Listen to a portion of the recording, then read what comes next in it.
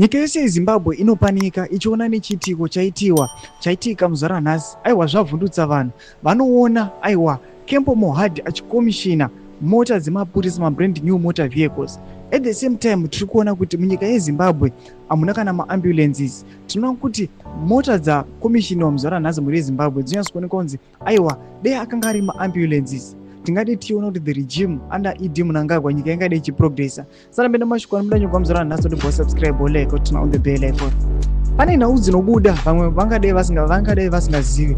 Pane nhau dzinobuda pano pa the news mobe.com achiti Zimbabwe is officially taken over chairmanship of the Southern African Development Community SADC Standing Committee of Senior Officials from Angola. Panapa tiri kuona kuti aiwa Zimbabwe iri kunzi yatora chairmanship anditika vari kutora nema steps kuzosvika musi 17.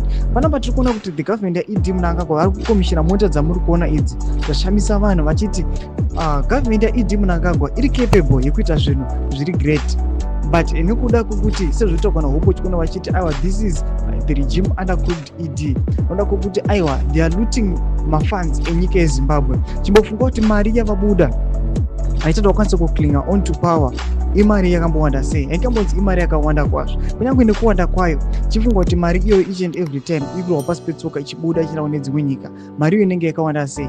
Mari yangobuda izvezvi pakutenga mota idzi nekuvakwa kumavillas. Kunyaso kuona kuti aiwa government yaIdi Mnangagwa ine capability yekuita zvinhu izvi zvapanika zvikashoka vanhu zvabata vanhu. Ndotidzai mafungiro enyu muri kudii pamusoro pechitiko ichi. Kunyange mesection medu musaka no subscribe like turn on the bell.